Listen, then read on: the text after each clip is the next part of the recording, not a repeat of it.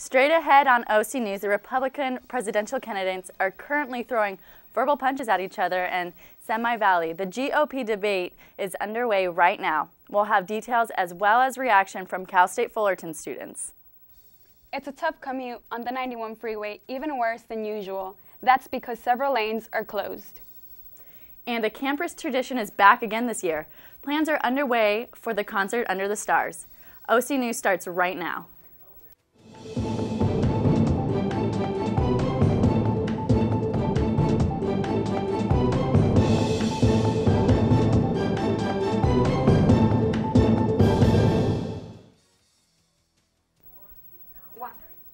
Welcome to OC News. I'm Michelle Andrews. And I'm Stephanie Orozco. OC News is brought to you by the broadcast journalism students in the Department of Communications at Cal State Fullerton.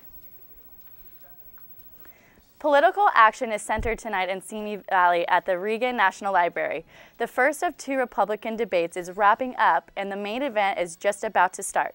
The top 11 GOP presidential hopefuls are waiting in the wings for their chance to exchange one-liners and fiery exchanges. Donald Trump continues to be a front-runner, with Dr. Ben Carson coming in second in the polls. We will have more from CNN about the debates in a movement, but first we start with our own OC News reporter, Adrienne Dizon, to see what students have to say about the political scene. I'm Adrienne Dizon here at Cal State Fullerton. Tonight is the second Republican debate, and it is hosted in Simi Valley at the Ronald Reagan Library. CNN is doing live coverage, but first we must ask college students their opinions on what they think about the presidential debate. I know Donald Trump is running, and I don't think that's a good idea. I think that Bush is probably going to make a leap over the next couple of months, probably. Not up to date on the presidential election. I'm going to look into it later on, but as of right now, not really anything. I don't have an opinion. All I know is like Hillary Clinton and Donald Trump are running. I don't know much about the debate, but I don't want Donald Trump to win. Personally, I don't watch the presidential debate just because I think that it's a popularity contest and that it doesn't sway any potential voters' interest or one way or another. There are only two candidates going into tonight's debate with double-digit approval ratings, and all attention will definitely be on them. CNN is in Simi Valley with an update.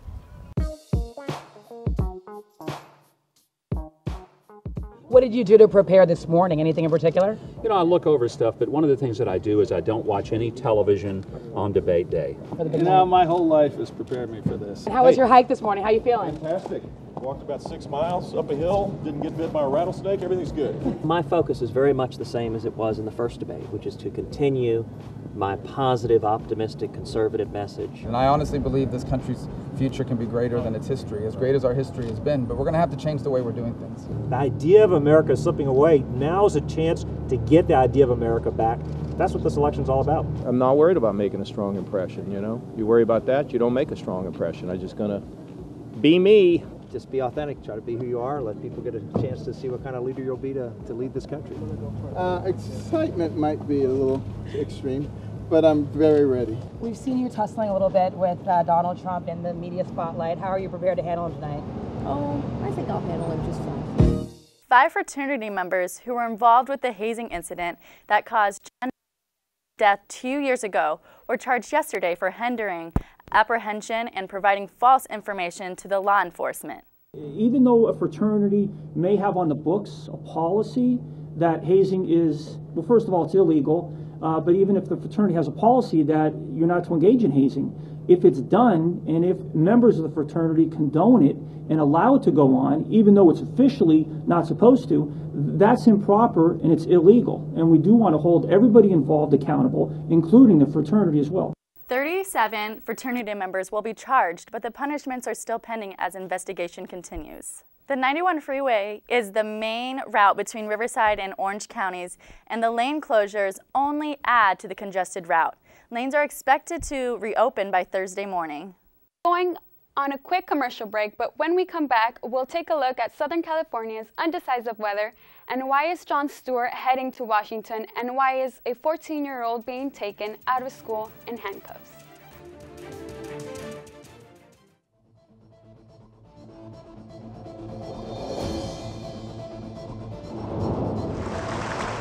The men's rugby team hopes to make a statement. This study abroad program includes a 4-day trip to Rome. Welcome to Cal State Fullerton, the report.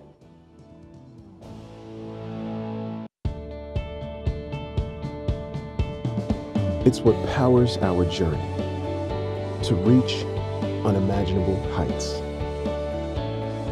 It fosters a sense of yearning to create, explore, and soar. It strengthens our will to climb to the top. It's the bedrock of our conviction that nothing's impossible. It transforms us and sets us free to thrive and build lives of purpose. Titan pride is at the heart of who we are.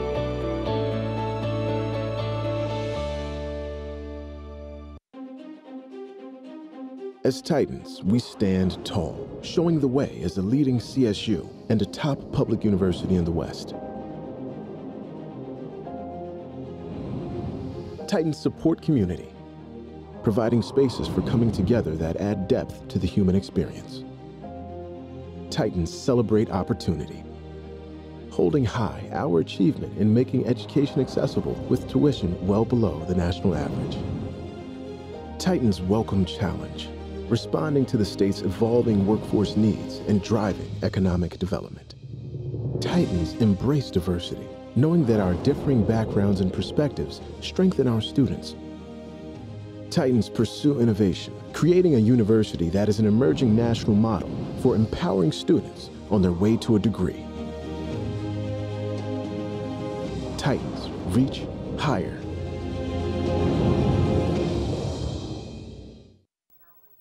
What's with the change in our weather this week? Is there more rain in the forecast, or do we have sun to look forward to? With more on weather, here's Madison. Hey guys, let's take a look at our current temperatures for today. It is currently 79 degrees with a low of 64 this evening. There's 12 miles an hour for the wind and it's 53% humidity, but you still got time to catch that sunset at 6:57. So go out there and see the beautiful sun setting tonight. Let's take a look at what's ahead for the 5-day forecast. Let's start off with tomorrow. Tomorrow it's going to be 84 degrees with a low of 64. Moving on to Friday, 90 with a low of 66.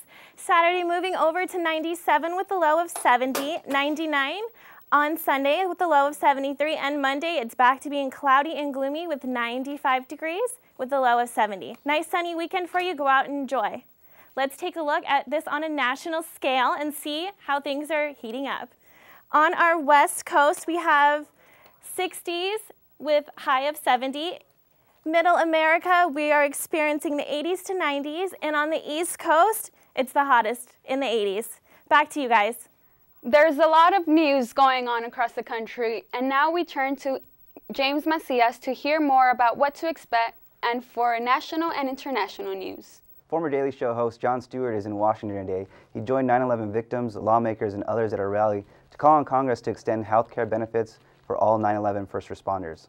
Why is it incumbent upon our first responders to have to consistently push to get the benefits that are coming to them purely for their acts of valor in a wartime situation? This is insanity.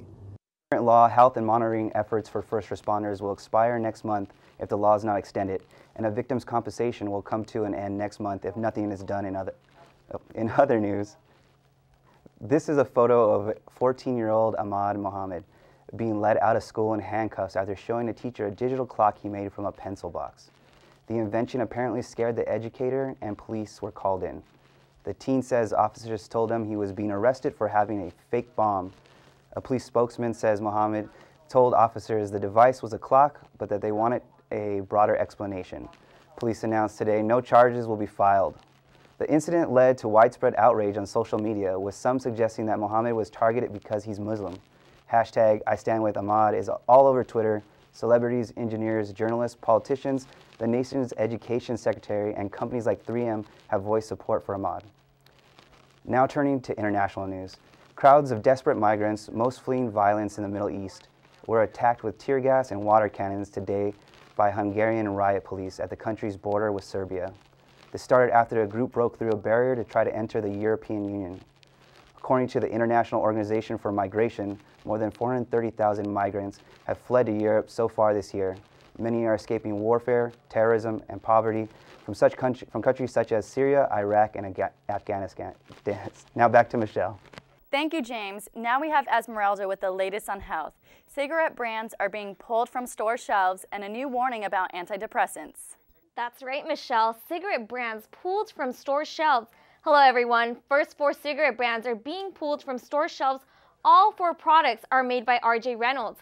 As you can see in the screen, the FDA is pulling the cigarettes Camel Crush Bold, Pall Mall Deep Set Recessed Filter, and the same in methanol.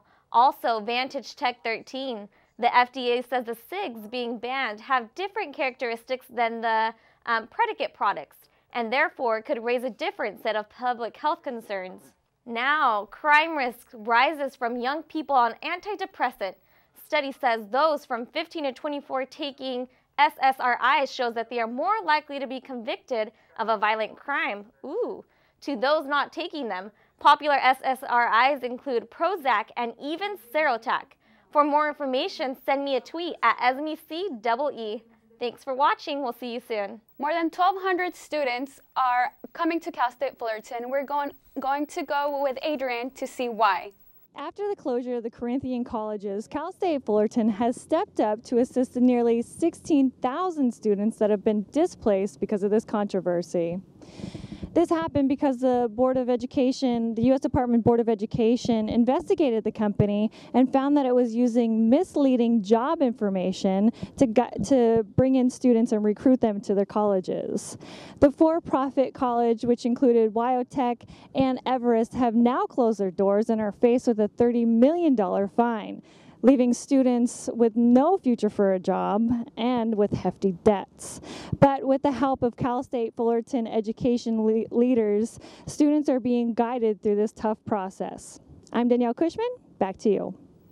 And coming up next after this commercial break, we'll have Kyle with some sports.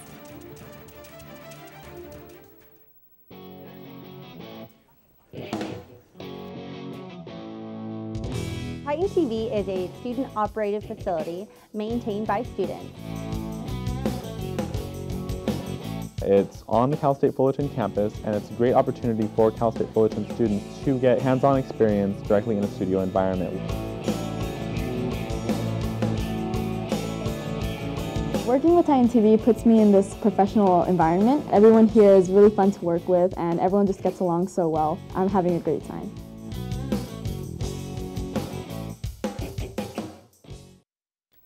The Dodgers had an extra inning shootout in the Dodger Stadium, and the LA Angels looked to gain ground in all wild card race. Our own sports anchor Kyle Lowe is here with the latest. The National League West leading Los Angeles Dodgers looked to improve their playoff position and welcomed the Colorado Rockies to Dodger Stadium yesterday. Let's pick up the runners on the corners, 1 out. Austin Barnes hits a fly ball to shallow left field. 3 Rockies converge. 3 Rockies let it go. Scoring 1 run, Jimmy Rollins. Barnes gets an RBI single. Moving on, Andre Ethier trying to win the game in the bottom of the 9th. A deep fly to left field, caught out by the Rockies. It looks like we're going to extra innings. And that's when the rain would start to fall. And gosh, would it fall for every inning of the extras. Base hit up the middle. 3-3, DJ LeMahieu lines the ball, giving the Rockies a 4-3 lead.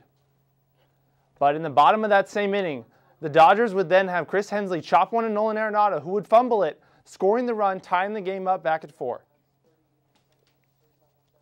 But then Nolan Arenado hits his NL leading 39th home run of the season to deep right center field, putting the Rockies up and probably canceling out any chance of the Dodgers having of winning the game. But in the bottom of that frame, runners on the quarters, 2 outs. Gonzalo German gets Rolando Torres out swinging to end the game, and the Rockies would win it 5-4.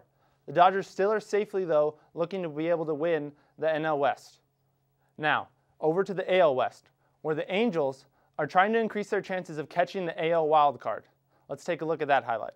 Felix Hernandez on the mound. He's been dominant lately, But in this game, it's been a little bit tough, especially with Daniel Murphy ripping one to deep right field that barely reaches over the wall to be a 3-run home run, putting the Angels up 3-1.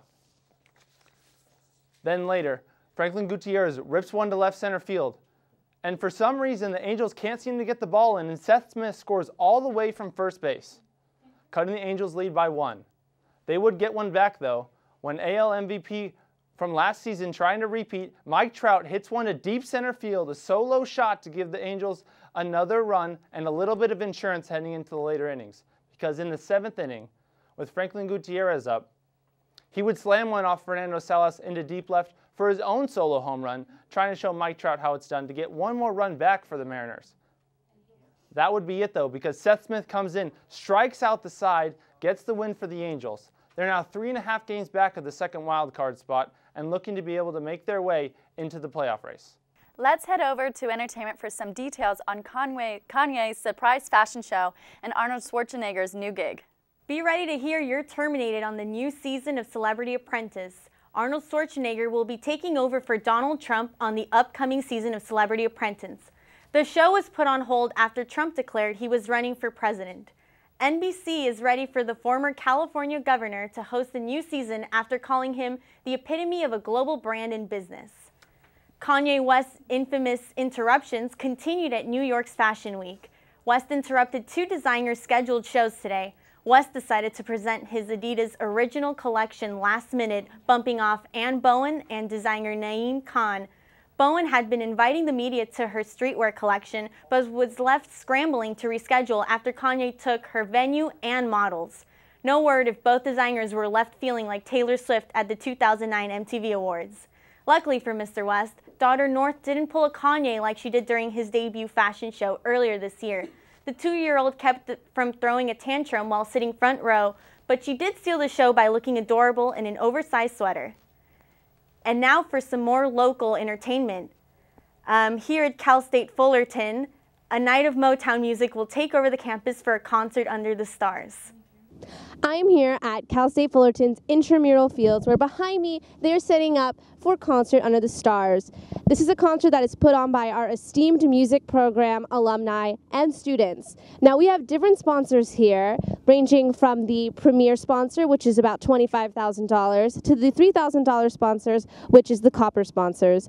Now $300 seats that are uncatered are going to be behind those seats, and then further behind those other seats are going to be our free lawn seating, which if you guys are going to do the free lawn seating, I would greatly encourage you to come as early as possible to find a spot.